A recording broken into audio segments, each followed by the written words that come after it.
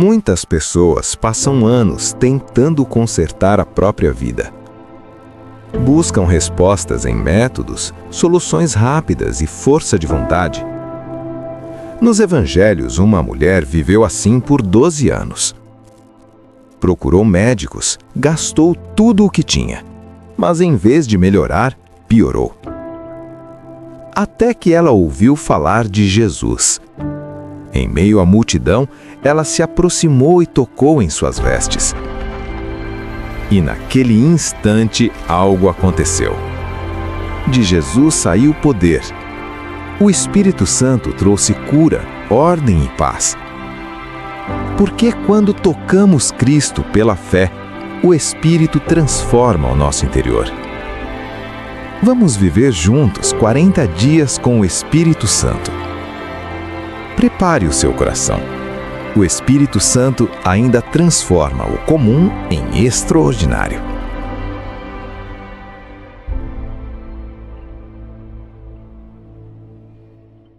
Dito isso, vamos começar a nossa terceira mensagem. 40 dias com o Espírito Santo que cura e dá virtude. 40 dias com o Espírito Santo que cura e dá virtude. A frase com a qual começo a mensagem de hoje é a seguinte: você não será responsável por curar a si mesmo. Isso só vai acontecer, ou seja, a cura só vai acontecer quando você se curvar e receber o poder e a paz do Espírito. Você não será o responsável por curar a si mesmo. Isso só vai acontecer quando você se curvar e receber o poder e a paz do Espírito. Abra a sua Bíblia no Evangelho segundo escreveu São Marcos, no capítulo 5. Evangelho de Jesus Cristo segundo escreveu São Marcos, capítulo 5.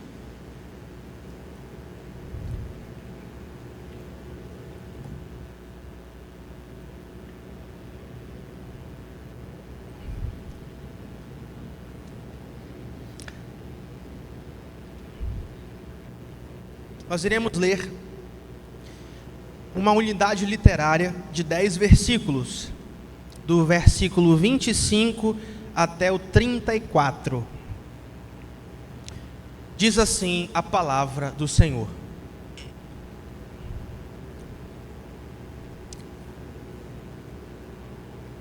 no meio da multidão estava uma mulher que havia 12 anos sofria de hemorragia. Tinha passado por muitas dificuldades nas mãos de vários médicos e ao longo dos anos gastou tudo o que possuía sem melhorar. Na verdade, ela havia piorado. Tendo ouvido falar de Jesus, aproximou-se por trás dele, no meio da multidão, e tocou o seu manto, pois pensava: se eu apenas tocar em seu manto, serei curada. No mesmo instante, a hemorragia parou, e ela sentiu em seu corpo que tinha sido curada da enfermidade. Jesus imediatamente percebeu que dele havia saído o dunamis, o dínamos, o poder. Por isso, virou-se para a multidão e perguntou: quem tocou no meu manto? Seus discípulos disseram: veja a multidão que o aperta de todos os lados. Como o Senhor ainda pergunta: quem tocou em mim? Jesus, porém, continuou a olhar ao redor para ver quem havia feito aquilo. Então a mulher, assustada e tremendo pelo que lhe tinha acontecido, veio e, ajoelhando-se diante dele, contou o que havia feito. Jesus lhe disse: filha, sua fé a curou. Vá em paz, o seu sofrimento acabou. Vamos orar mais uma vez. Pai Santo, que as palavras de nossa boca e o meditar de nosso coração sejam agradáveis na Tua presença. Tu és a nossa rocha, Tu és o nosso Redentor. Não te detenhas no dia de hoje de mudar a nossa vida, de nos santificar, nos exortar e nos trazer uma direção e vida.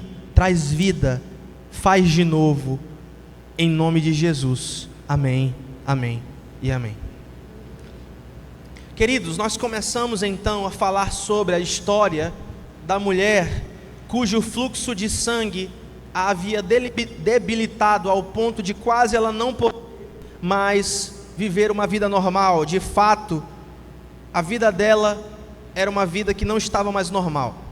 Da mesma forma, hoje em dia, nós tentamos comprar a paz, tentamos comprar status, gastamos da mesma forma como aquela mulher, dinheiro, recursos, tempo, energia, no nosso bem-estar.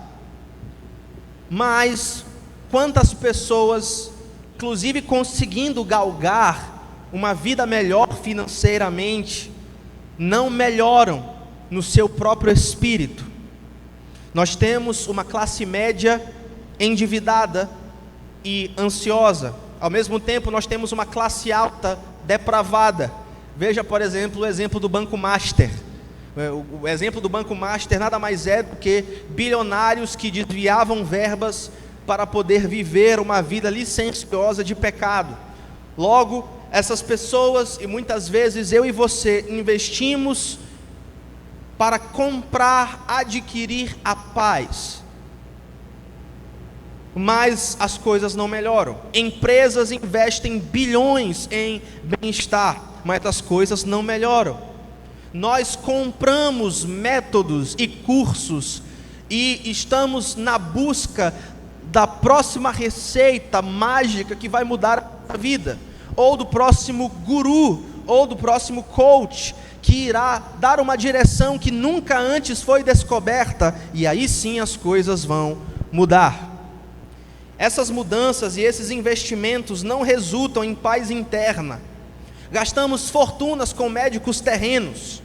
Eu já contei a história da minha esposa que presta serviço para uma mulher que trabalha com estética, uma profissional da estética aqui de São Luís. Ela tem milhares de seguidores, e uma das clientes dela disse para ela: olha, eu vou vender até minha casa para botar mais bumbum. Eu vou vender a minha casa porque eu vou botar mais bumbum. Ela falou isso. Ou seja, nós gastamos fortunas em busca do bem-estar, em busca do médico terreno, e o texto sagrado nos diz algo duro: nós gastamos tudo e não melhoramos nada. Pelo contrário, nós pioramos. Inclusive eu digo direto para os jovens: jovens, tomem cuidado com aquilo que vocês almejam profissionalmente. Não existe nada de errado em querer crescer, em querer uma vida melhor, mas tome cuidado quando as posses e o poder financeiro chegar nas mãos de vocês. Mais dinheiro compram pecados mais caros. Mais dinheiro compra um pecado mais caro, e um pecado mais caro te destrói mais. Nós pioramos, e nós tentamos ainda comprar algo espiritual. Nós tentamos comprar a ordem que apenas o Espírito Santo pode estabelecer. Por que com todos os recursos e investimentos financeiros não conseguimos alcançar a paz?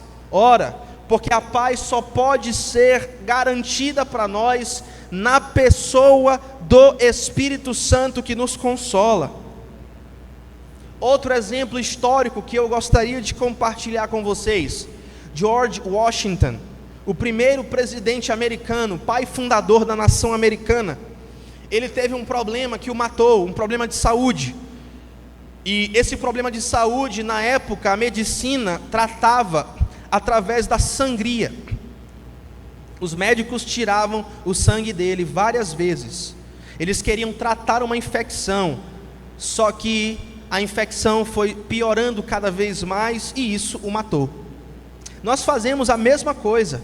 Nós drenamos a nossa vida, nós mergulhamos no ativismo, e isso nos mata por dentro. O nosso eu está fragmentado. A nossa vida, por muitas vezes, é uma terra sem forma e vazia, a exemplo dos primeiros estágios da criação do Gênesis. Ora, do Gênesis, a terra estava sem forma e vazia, o Espírito de Deus pairava sobre a face das águas. Assim, muitas vezes está a nossa vida. O Espírito Santo, ele paira sobre nós, mas ele não faz uma obra em nós, porque nós estamos buscando outras fontes e outros remédios, que em vez de tratar o nosso problema, em vez de nos curar, e este é o ponto da mensagem de hoje, a mensagem de hoje é uma mensagem sobre cura, uma cura que só pode ser alcançada pelo Espírito Santo, quando nos entregamos a Ele. E sem o toque do Espírito Santo, a nossa vida permanecerá doente. Hoje nós iremos ver 2 pontos. Primeiro, a mentira de guiar a própria vida e a doença da vontade. Esse é o problema. Para quem não sabe ou quem não está familiarizado com a nossa dinâmica em nossa comunidade, geralmente nossos sermões têm 2 pontos, um problema e uma resolução. Todos nós temos problemas, e para todos os nossos problemas existem resoluções claras nas Escrituras Sagradas. Então, em primeiro lugar, a mentira de guiar a própria vida e a doença da vontade. Vamos ler novamente Marcos 5, de 25 a 26. No meio da multidão estava uma mulher que havia 12 anos sofria da hemorragia. Talvez algum tipo de anemia severa, algum tipo de hemofilia, nós não sabemos, mas uma sangria severa, uma hemorragia que não tinha fim. Tinha passado por muitas dificuldades na mão de vários médicos e ao longo dos anos gastou tudo o que possuía sem melhorar, na verdade havia piorado. O evangelista Marcos narra um fato médico, mas esse fato não é somente médico, é um diagnóstico profundo da nossa alma. Qual era o drama existencial daquela mulher? É o mesmo que é o nosso. Nós nutrimos uma lealdade cega a nós mesmos. Aquela mulher, através das suas próprias competências e através dos seus próprios recursos, enfrentou as fraturas da sua situação. Hoje em dia, muitos de nós, da mesma forma, enfrentamos as fraturas do nosso caráter e não buscamos ajuda. Nós queremos resolver as fraturas do nosso caráter, as falhas da nossa santidade, pelas nossas próprias forças. Não nos quedamos aos pés de Jesus para pedir ajuda. Somos uma geração profundamente autoconfiante. Eu não sei com base em quê. Uma das primeiras coisas que Deus começa a fazer ao nos tratar é quebrar a nossa autoconfiança. E como é que nós reagimos? Em vez de buscar ajuda, com o desejo de guiar a própria vida, em vez de dar o controle da nossa vida para Deus, nós tentamos domar as nossas trevas por meios humanos, e obviamente que isso não vai dar certo, nós fracassamos. O pensador secular David Foster Wallace apontou uma verdade incômoda. Ele disse o seguinte: não existe essa coisa de não adorar. Todo mundo adora, até quem é ateu. Ateu não é ateu. Ateu é o diagnóstico de Romanos capítulo 1. Eles sabem que Deus existe, mas eles suprimem deliberadamente a verdade de Deus em suas mentes. De propósito, eles suprimem, eles anulam, eles amassam, eles sufocam a verdade de Deus, de propósito, na mente deles. Mas não existe essa coisa de não adorar. Todo mundo adora. O que você escolhe adorar nessa noite? Muitas pessoas adoram seus vícios, adoram o sexo, adoram o dinheiro, adoram as posses, adoram o status. Tem gente que não gosta de dinheiro, mas gosta de status. Tem gente que quer viver anônimo desde que tenha muita grana. Muitas pessoas adoram o seu intelecto, a racionalidade. Muitas pessoas têm por Deus a ciência, mas não existe esse negócio de não adorar. Aquela mulher, talvez nos primeiros anos ao se tratar, tudo indica no texto que era uma mulher abastada, porque durante muitos anos gastou dinheiro. Ora, se durante muitos anos gasta dinheiro, é porque ela tem dinheiro para gastar, ou seja, é um personagem que tinha condições financeiras. Talvez no início da sua jornada em busca da cura, aquela mulher buscava se curar na força do dinheiro, colocando a sua adoração no dinheiro, colocando a sua autoconfiança no dinheiro. E por que nós falamos tanto do dinheiro? Porque o dinheiro tem uma fortaleza terrível na vida das pessoas, e não deve ser dessa maneira. O dinheiro deve nos servir, e não nós servirmos a ele. A mentira de que possuímos a direção de tudo é uma forma de nos adorarmos, ou seja, eu sei tudo, logo eu me adoro. E não é isso que a cultura da autoestima promove? Se você abre em alguma página de autoestima, desenvolvimento pessoal nas redes sociais, é isso que será vendido para você. Se ame, se adore. Ora, o que existe em você de tão especial assim, para que você realmente goste muito de você? Nenhuma experiência é única. Todos nós passamos mais ou menos pelas mesmas coisas, os mesmos dilemas e os mesmos medos. Geralmente frequentamos os mesmos lugares. Via de regra, vamos sentir as mesmas coisas ao longo da nossa vida. O que há de tão especial em nós para que possamos adorar a nós mesmos? Adoramos uma caricatura, uma imagem distorcida de nós mesmos, e isso é um problema. Todo mundo adora alguma coisa. Se você adorar o seu intelecto, você acabará se sentindo um estúpido, uma fraude. Sabe por quê? Porque os nossos pensamentos mudam. Irmãos, se existe uma coisa que os homens, seres humanos, fazem, é mudar de ideia. A gente sempre está mudando de ideia. Aquilo que a gente acha hoje, em 2026, muito provavelmente não vai ser a mesma coisa que nós iremos achar como opinião em 2030. E aquilo que achamos hoje, em 2026, como opinião, provavelmente não é a mesma coisa que nós achávamos enquanto opinião em 2020. Nós mudamos. Se nós adoramos o nosso intelecto, nós iremos passar um tempo e achar nós mesmos numa situação de estupidez. Por que eu estava pensando isso mesmo? Onde é que eu estava com a cabeça? Quantos de nós já passamos por isso? Não é isso? A mentira de que possuímos a direção para tudo é a forma que nós nos adoramos. E isso nos expõe como pessoas incapazes, fraudes, muitas vezes. A advertência bíblica para isso está ali no profeta Jeremias. Vamos ler juntos, eu não sei se dá para ler, mas se der para ler, vamos ler juntos aqui no 3, 1, 2, 3. Maldito o homem que confia no homem, faz da carne mortal o seu braço. Vamos ler novamente. Maldito o homem que confia no homem, faz da carne mortal o seu braço. Você deposita a sua esperança nas suas próprias táticas? O texto sagrado chama isso de maldição. Maldito o homem que confia maldito o homem que confia no outro homem e faz da carne mortal o seu braço, inclusive se você confia em você mesmo. A vida interna se secará. Vamos ler agora Provérbios 28, 26 no 3. 1, 2, 3. O que confia no seu próprio coração é insensato.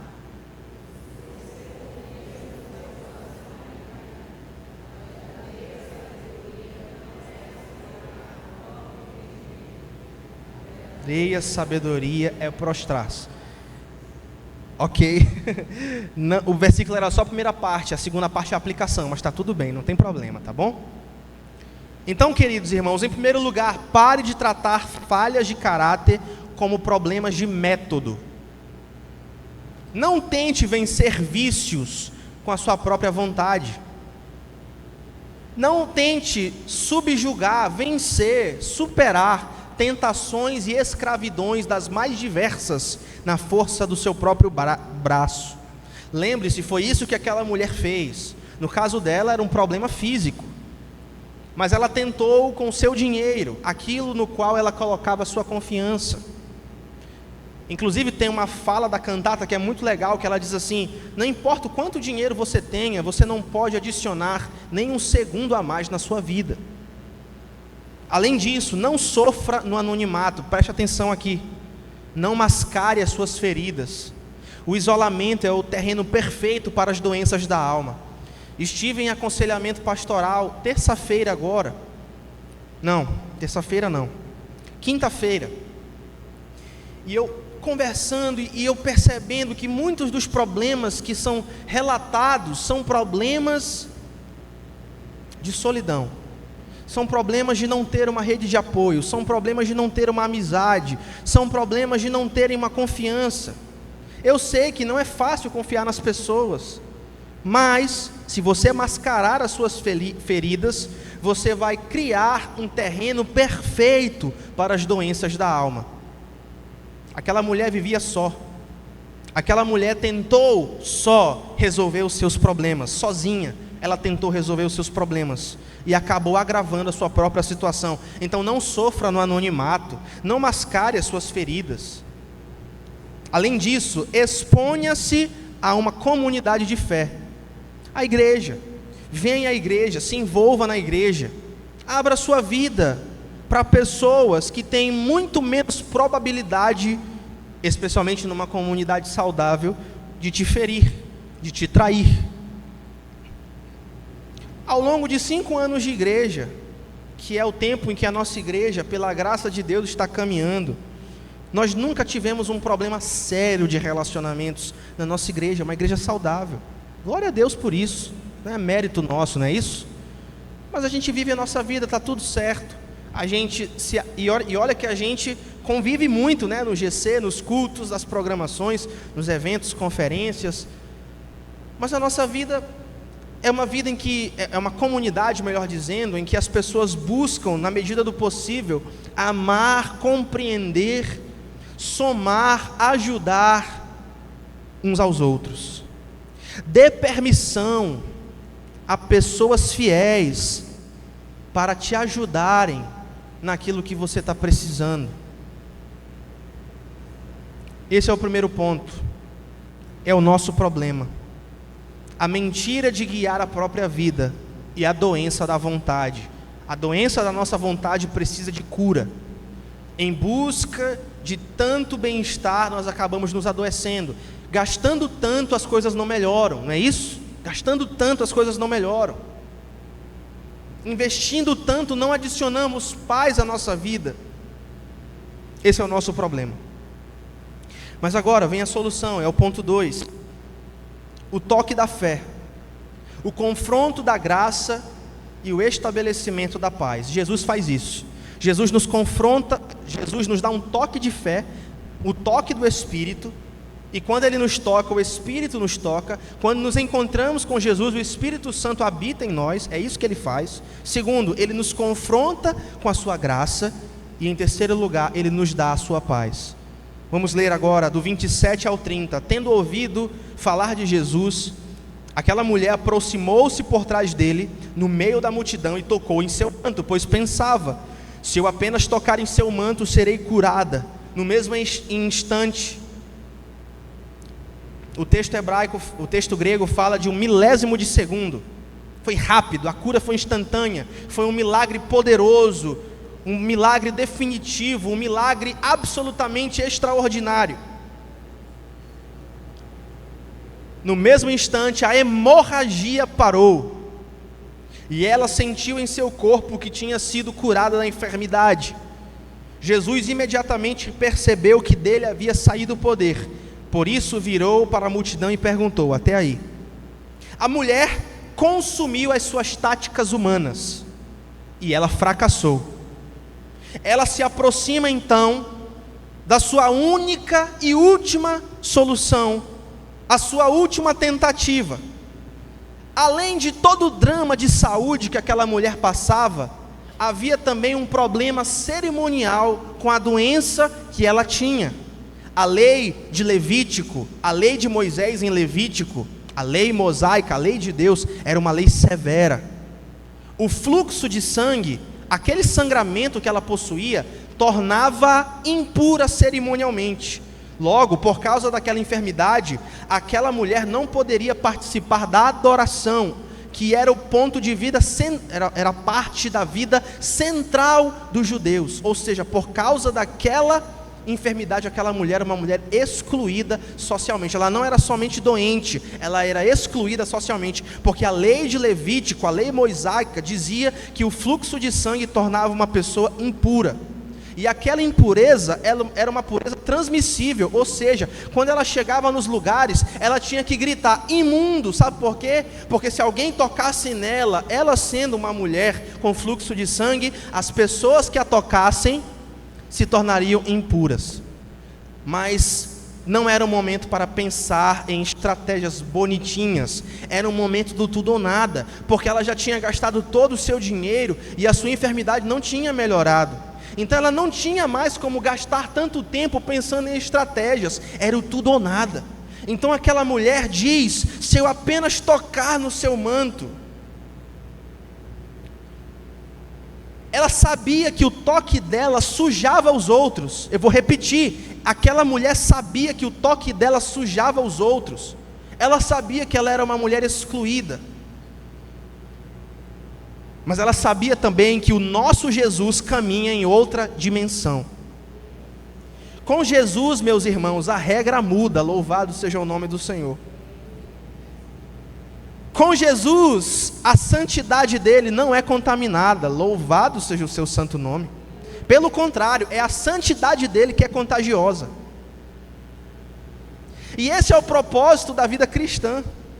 Qual é o propósito da vida cristã? Quando nós aceitamos Jesus, quando começamos a andar com Jesus, quando nos tornamos discípulos de verdade de Jesus, a nossa vida começa a ser purificada aos poucos. Nós começamos a ficar mais parecidos com Ele. Nós começamos a desenvolver um amor cada vez mais profundo por Ele. Nós começamos a amar a justiça dEle, e a nossa pecaminosidade começa a ficar apagada. Quando começamos a andar com Jesus, nós começamos a nos parecer mais com Ele em santidade, e menos com nós mesmos e com a nossa natureza. Esse é o propósito da vida cristã. Quando tocamos em Jesus pela fé, as coisas mudam. É por isso que você tem que entender que quando você toca em Jesus, não é Jesus que fica sujo com o seu pecado, é você que é purificado pela santidade dele. Então não fique com medo de pegar nele, não fica com medo de clamar pelo nome dele, não fica com medo de confessar os seus pecados para ele, porque ele sabe em primeiro lugar, ele já sabe. Não, Hebreus capítulo 13, não há nada e não existe alguém que possa se esconder da vista de Deus. Antes, todas as coisas estão nuas e patentes, não é isso que diz lá o texto de Hebreus? Todas as coisas estão nuas e patentes diante dos olhos daquele a quem devemos prestar contas. Deus nos conhece. Inclusive tem a música da grande filósofa Ana Paula Valadão, e ela diz, não dá para brincar de esconde-esconde com Deus. Jesus caminha em outra dimensão, a santidade dele não pode ser contaminada, pelo contrário, a santidade dele é contagiosa. A vida cristã é sobre isso. É por isso, inclusive, que você tem que vir para a igreja, porque na igreja você está com outras brasas pegando fogo, e fica mais fácil de você pegar fogo, do que quando você é uma brasa que está isolada, e a tendência é você se apagar. Eu já vi isso acontecer milhares de vezes ao longo de não sei quantos anos que eu vivo em igreja. Quando você se isola, você se torna uma presa fácil para a impureza. A impureza, ela se manifesta num ambiente de reclusão. É por isso que você precisa de um ambiente de prestação de contas. Irmãos, ninguém está dizendo aqui que o pastor tem que meter o bedelho na sua vida, que tem que dizer como é que você deve vestir azul ou rosa. Não é sobre isso. É sobre você se colocar debaixo de uma estrutura em que a sua alma terá prestação de contas, porque sem prestação de contas é muito fácil você ser destruído. Muito fácil. Você andar sozinho. A santidade de Jesus é contagiosa. E o que o texto diz? Naquele exato milissegundo, poder saiu dele. A palavra grega é dunamis, ou dunamis. Esse é o poder, a ação do próprio Espírito Santo. Quando eu cantei aquela música, és o mesmo e tem poder para libertar os cativos. Quem é que liberta os cativos? O Espírito Santo, o Espírito de Cristo, o Espírito Santo. És o mesmo e tem poder para curar os enfermos. Quem é que cura os enfermos? O Espírito de Cristo, o Espírito Santo. És o mesmo e tem poder para reviver o que está morto. Meus irmãos, quem foi que ressuscitou Lázaro? Quem foi que trouxe Lázaro à vida? O Espírito Santo. O Espírito de Cristo, um Espírito, como diz a própria palavra, vivificador. O que é um Espírito vivificador? É um Espírito que traz vida. És o mesmo e tem poder para curar os enfermos, como é que é? Quem és o mesmo e tem poder para restaurar as famílias? Quem é que restaura as famílias, meus irmãos? Vocês lembram de Cornélio, da Bíblia? Cornélio foi salvo, ele e a casa dele, não é isso? Até os servos dele. Vocês lembram do carcereiro, em Atos capítulo 16, salvo engano? Quem foi salvo ali? A família inteira dele, não é isso? Quem é que restaura as famílias? É o Espírito Santo. E que poder é esse? Como é que o Espírito Santo restaura as famílias? Como é que o Espírito Santo cura os enfermos? Como é que o Espírito Santo revive o que está morto? E como é que o Espírito Santo liberta os cativos? Quem que libertou o demônio na praia de Gadara?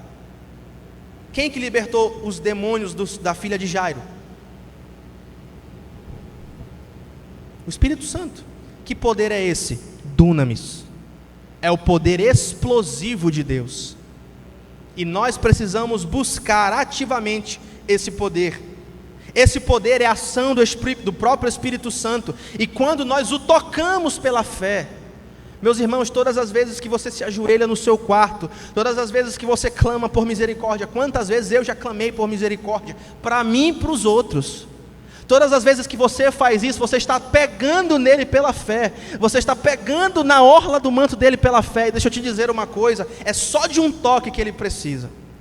Ele não precisa do segundo toque, ele não precisa nem ir lá. Vocês lembram da história do centurião?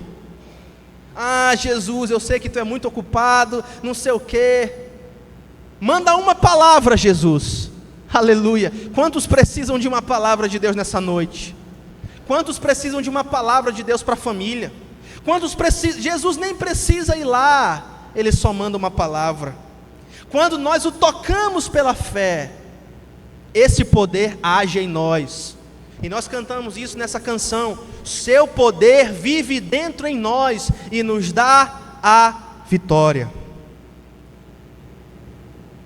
Quando o Espírito Santo está agindo em você, não há espaço para o poder do pecado. O poder do pecado não é páreo para o poder do Espírito. O poder do pecado perde o poder dentro de nós quando o Espírito Santo se manifesta. E nós temos então poder para vencer os 3 maiores inimigos que nós temos nessa vida: o pecado, o diabo e o mundo.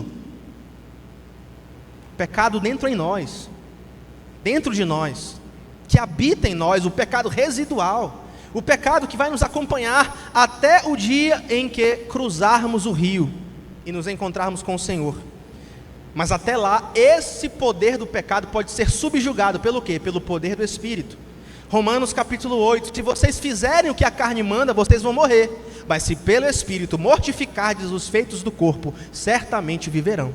Queridos irmãos, quando nós tocamos nele pela fé, quase que eu caio aqui, o anjo me puxou, vocês viram? Quando nós tocamos nele pela fé, esse poder começa a agir em nós. Então por que não age muitas vezes? Porque nós não o tocamos, nós não oramos, nós não buscamos ele. E o que a palavra de Deus diz? Enchei-vos do Espírito. Enchei-vos. Quem é que vai se encher? É eu? Eu é que vou te encher do Espírito, sim ou não? É tu, irmão. É tu que tem que orar, é tu que tem que buscar, é tu que tem que ler essa palavra aqui todos os dias, é tu que tem que encher a tua mente do Espírito. O jejum de redes sociais vai fazer tão bem para tanta gente aqui, inclusive para mim. porque a gente vai deixar de encher a nossa mente das coisas do mundo, e aqui eu falo de forma geral, e vamos ter uma oportunidade para encher a nossa mente e a nossa vida do Espírito. John Owen, teólogo puritano, profícuo e prolífico escritor a respeito das obras do Espírito, disse o seguinte: o Espírito Santo atua através da humanidade de Jesus. E isso aqui é sabedoria de Deus para a tua vida. O Espírito faz aqui o mesmo que fez no livro de Gênesis. Ele traz ordem onde havia trevas. Ele traz cura, não apenas biológica, mas ele recria a nossa vida, a nossa vontade, o nosso coração, e nos dá um novo começo. Como é que diz lá em Gênesis? No princípio criou Deus os céus e a terra. Eis que a terra era sem forma e vazia. Havia trevas sobre a face do abismo, e o Espírito de Deus pairava sobre a face das águas. Logo depois, em Gênesis 1:2, o que acontece? Disse Deus: haja luz. Quem que você acha que fez isso? Foi o Espírito. A palavra. Só que a palavra era o verbo, né? Ele ainda não era encarnado. Esse poder é um poder criativo, e ele age em nós. Essa mensagem é poderosa, irmãos. Esse é o segredo para uma vida plena: depender do Espírito, se encher do Espírito, ter os desejos e as paixões que desagradam a Deus e que militam e prejudicam a nossa alma, subjugadas pelo Espírito. O Espírito faz aqui o mesmo que no livro de Gênesis. O que o Espírito fez lá no livro de Gênesis? O Espírito parava sobre a face das águas e de repente, haja luz! E uma nova realidade foi criada. O Espírito faz a mesma coisa em nós. No momento em que nós clamarmos por Ele, Ele vai dizer: haja luz! E uma nova realidade de vitória, uma nova realidade de plenitude, uma nova realidade de renovo vai tomar conta das nossas vidas. Ele tem poder de fazer a luz aparecer. Ele tem poder de ordenar e trazer ordem onde há caos. Ele tem poder de curar não apenas biologicamente, mas Ele tem poder de recriar a nossa vida e nos dar um novo começo. O pensador C.S. Lewis, que eu gosto muito de citar aqui, ele diz o seguinte: quando nós tocamos em Cristo, nós não o sujamos, Ele é quem nos infecta com a luz dele. Olha que coisa maravilhosa. O Espírito Santo invade e limpa o nosso pecado. O Espírito Santo invade e nos cura. O Espírito Santo invade e transforma a nossa história, assim como Ele fez com aquela mulher. E aquela mulher nunca mais foi a mesma. E eu não digo mais, porque ela foi curada do seu fluxo de sangue, mas um dia ela morreu de novo, não é isso? Mas ela nunca mais morreu espiritualmente. Só o que morreu foi o seu corpo, porque o seu espírito foi recriado pelo toque do Espírito Santo. Em outras palavras, quando estamos em Jesus, quando o Espírito Santo toma conta da nossa vida, o pecado pode até levar o nosso corpo, os efeitos da queda, a nossa humanidade, a gente pode até morrer, mas ninguém pode tocar na nossa alma. Nós estamos guardados em Cristo Jesus. Louvado seja o seu santo nome. E no fim das contas, essa é a nossa vitória, e essa é a nossa garantia de que no futuro Jesus irá nos ressuscitar com um novo corpo, não é isso? Dimas, com o teu novo corpo não tem catarata, Dimas. Amém? Dimas aí está parecendo como é o cara lá do X-Men. Cuidado, Dimas. Estou bem na tua frente aqui.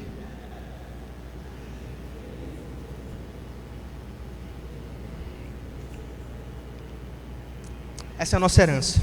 Essa é a nossa garantia. A Bíblia explica como é que isso acontece. Vamos lá, como é que isso acontece? Vamos ler juntos, com calma. Ezequiel 36, 26 e 27 no 3. Vamos lá. 1, 2, 3. Dar-vos-ei coração novo, e porei dentro de vós um espírito novo. tirarei de vós coração de pedra e vos darei um coração de carne. Porei dentro de vós o meu espírito e farei que andeis nos meus estatutos, guardeis os meus juízos e os observeis. O Espírito Santo vai fazer isso. É por isso que eu digo, não adianta às vezes a gente falar, rachar o bico de brigar, dar bronca, né? Você se desgasta. Pede para o Espírito Santo fazer uma obra na vida do indivíduo. Quando o Espírito Santo fizer, meus irmãos, ninguém pode negar a obra que ele faz. Quando o Espírito Santo fizer, ele vai quebrar o coração de pedra. Não existe coração duro demais para Deus. Não existe coração duro demais que o Espírito Santo não possa amolecer. Louvado seja o seu santo nome. O Espírito Santo não repara a natureza velha. O Espírito Santo não é um martelinho de ouro espiritual. O Espírito Santo arranca o coração de pedra e ele reordena o nosso interior. Quantos de vocês precisam de um toque para colocar as coisas em ordem? Quantos de vocês precisam da voz desse Espírito soprando dentro do caos da nossa alma, ou de uma situação familiar ou pessoal? Assim como Jesus falou ao vento e ao mar, aquieta-te. Quantos de nós precisamos que Ele fale isso para dentro de nós? Você já foi limpo pelo Espírito? Você já recebeu um toque dEle?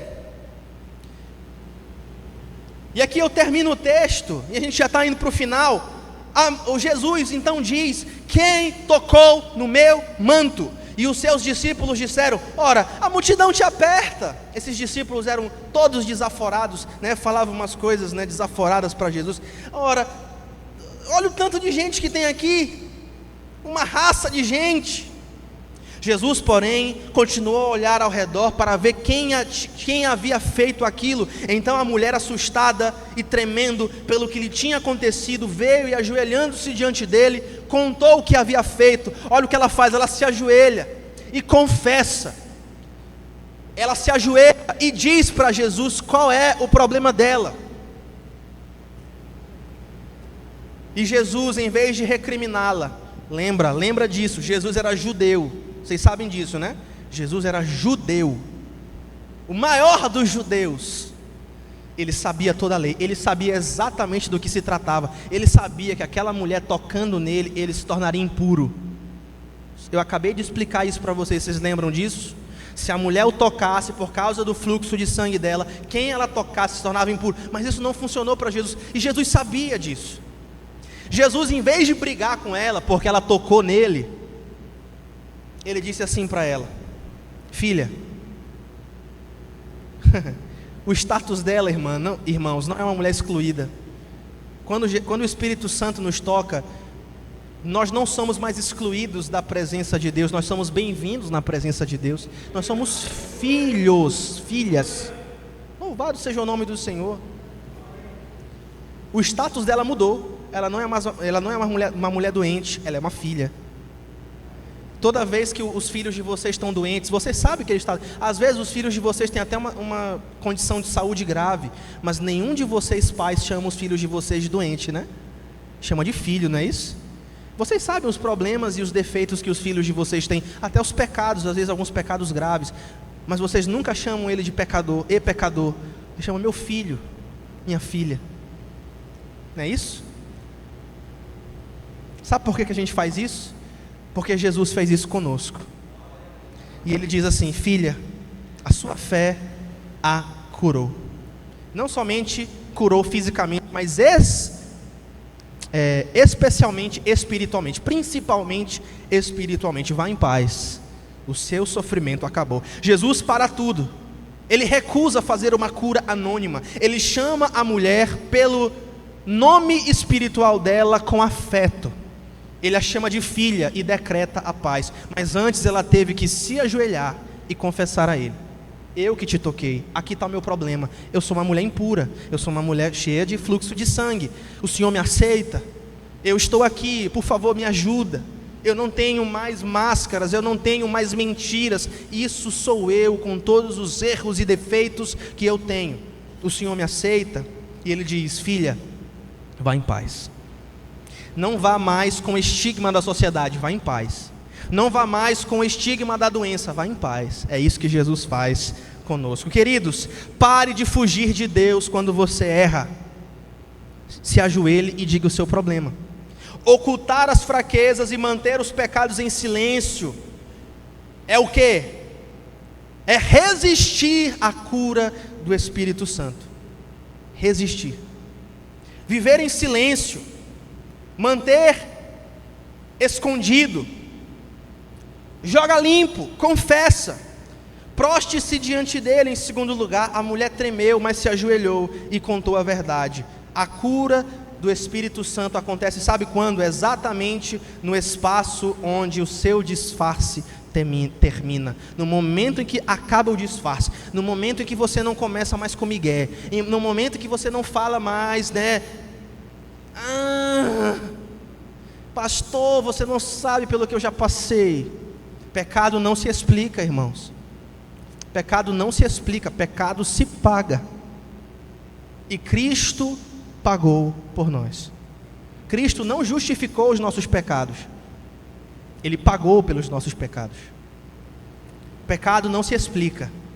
Pecado se paga. E Cristo pagou por nós. Agora, como é que a gente pode alcançar o toque do Espírito? Será que a gente consegue? Você pode estar perguntando. E a resposta é sim, a gente consegue. Por quê? Porque Jesus já conseguiu por nós. É assim que Jesus e o Evangelho resolvem o nosso problema. Qual é o nosso problema? A nossa autossuficiência, o autocontrole. É querer resolver as coisas do nosso jeito. É querer comprar com dinheiro o dom da vida, o dom do Espírito. É querer achar que dinheiro resolve tudo, ou status, ou carreira resolve tudo. É não colocar Deus e a sua justiça em primeiro lugar. Esse é o nosso problema. E como é que Jesus e o Evangelho resolvem o nosso problema? Ora, Jesus absorveu a desordem da nossa queda moral.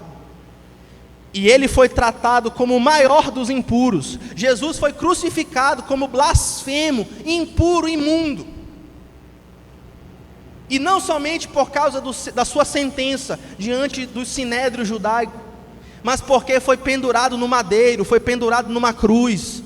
E a lei dizia que maldito era todo aquele que era pendurado numa cruz. A lei de Moisés dizia. Cristo morreu isolado. Então vamos lá, Jesus morreu como o maior dos impuros, para que hoje nós pudéssemos ser puros. Jesus morreu como o maior dos impuros, para que hoje não exista mais fluxo de pecado, de sangue dentro de nós. Aquela mulher vivia isolada, mas sabe quem foi isolado mais do que ela? Cristo morreu isolado. Cristo morreu esmagado debaixo do juízo divino. E sabe o que Deus disse para ele? Eu te abandono. Tanto que Jesus, ao orar na cruz, diz para o Pai: Deus meu, por que o Senhor me abandonou? Por que o Senhor me deixou sozinho? Jesus foi deixado sozinho para que aquela mulher não ficasse mais sozinha e para que eu e você, meus irmãos, não ficássemos mais só. Você não está só. Deus está com você, o Espírito Santo te guia, o Espírito Santo te consola, o Espírito Santo te ergue. Cristo, a gente ainda pode tocar na orla do manto dele, e ele tem poder para curar. Cristo tem poder para salvar. Ele já fez antes, ele vai fazer de novo. Louvado seja o nome do Senhor. E porque Cristo primeiramente rendeu a sua própria vontade no Calvário. Cristo não morreu. Ele não tinha a obrigação de fazer isso, mas ele fez. Ele morreu por nós. E ele conquistou para nós o dom do Espírito Santo. E é esse Espírito que reordena o nosso interior. Como atesta as Escrituras, vamos ler juntos agora no 3. 1, 2, 3. Porque Deus é quem efetua em vós tanto o querer como o realizar, segundo a sua boa vontade. Vamos ler de novo no 3, 1, 2, 3. Porque Deus é quem efetua em vós tanto o querer como o realizar, segundo a sua boa vontade. Louvado seja o nome do Senhor. Ele foi morto como impuro para que nós pudéssemos. Irmãos, nós não precisamos Nós temos a possibilidade. O pessoal do mundo não tem essa possibilidade, porque eles são escravos das suas próprias cobiças, eles são escravos do pecado. Mas nós que pertencemos a Cristo, Cristo já morreu como um impuro no nosso lugar, para que hoje a gente possa viver em santidade. Não é isso? Louvado seja o nome do Senhor. E esse Espírito quer se mover em nós nessa noite, para refletir e praticar. Irmãos, vocês entenderam o que eu preguei hoje? Quem entendeu o que eu preguei diz amém. Amém. Que bom. Os maiores terrores do pregador é os irmãos não entenderem o que ele pregou, né? Mas eu quero deixar por último isso aqui com vocês. Creio que da parte do Senhor. Cadê os crentes nessa noite? Digo amém. Crentes, hoje vocês foram lembrados dos seus deveres. Que deveres, pastor? Primeiro, parem de tentar curar a própria alma com métodos humanos e ativismo. Confiem no Espírito Santo, pois o que confia no seu próprio coração é insensato. Logo, você precisa confiar em Deus. Segundo, não escondam as suas feridas no isolamento. Exponham-se, mostra-se para a igreja, aparece na igreja, diz: eu estou aqui. Se envolve. Agora está chegando a cantata. A cantata é o maior evento de integração da igreja. Todo mundo pode participar, até ex-presidiário já participou da cantata em outras épocas. Claro que tinha aceitado Jesus, já estava tudo certo com ele. Todo mundo pode participar da cantata, mas se expõe, você vai fazer amizades, você vai encontrar pessoas que não vão querer te trair, que não vão querer te roubar, que não vão querer passar a perna em você. Se integre, exponha-se à comunidade, não esconda as suas feridas no isolamento. Foi o que eu falei, né, nos aconselhamentos, eu sempre digo isso: querida, querido, vá para um GC, lá as pessoas vão orar por você. Ninguém quer nada de você não, a gente quer te ajudar. Mas se você se isola, você fica vulnerável.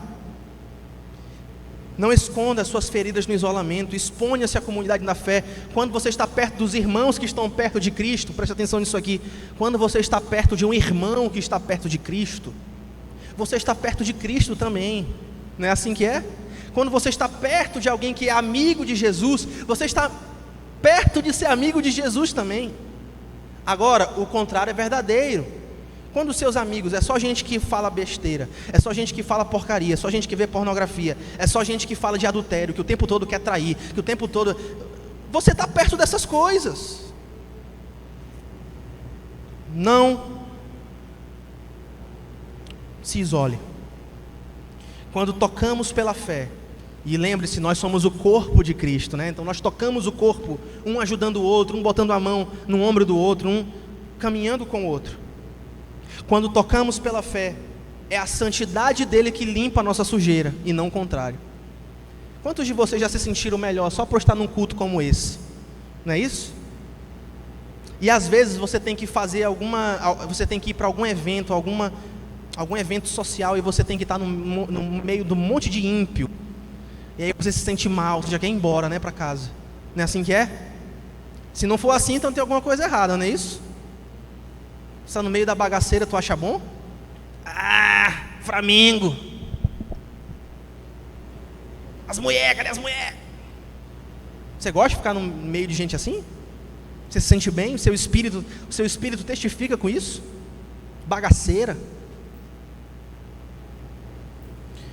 E por último, prostrem-se diante dele, como aquela mulher fez, se prostrou, diz o texto, e confessou a verdade. Eu te toquei, Senhor, eis-me aqui, esse aqui é o meu problema, o Senhor me aceita? Deixa eu te dizer uma coisa, Jesus nunca rejeita ninguém, meus irmãos. Ele vai te aceitar. Você todo sujo de sangue, todo errado, você sabe que você não é uma pessoa fácil, você se conhece, seu marido também, a sua esposa. Confesse a verdade, o Espírito Santo arrancará o coração de pedra e reorganizará o seu interior. E o que diz o final do versículo lá que a gente leu? Vá em paz, e Ele vai te dar a paz dele. Uma paz que é uma paz sobrenatural, uma paz que não se explica por meios humanos, mas é uma paz que transcende, vai além de todo entendimento humana, é uma paz sobrenatural que guardará. Inclusive, o termo grego é um termo militar. A paz de Deus guardará, é como se fosse uma falange romana armada com lanças, espadas e escudos, para guardar o teu coração e a tua mente em Cristo Jesus. Agora levante a mão para eu te abençoar. Com os corações crentes, recebam a bênção do seu Deus. Há aquele que é poderoso para guardá-los de tropeçar. Recebe isso, igreja. Ele é poderoso para te guardar de tropeçar. E Ele é poderoso para apresentar você sem culpa diante da presença da sua glória, com transbordante alegria. Ao único Deus sábio sejam dadas glória e majestade, domínio e poder, agora e para todos sempre. E a igreja concorda em fé dizendo amém, amém e amém.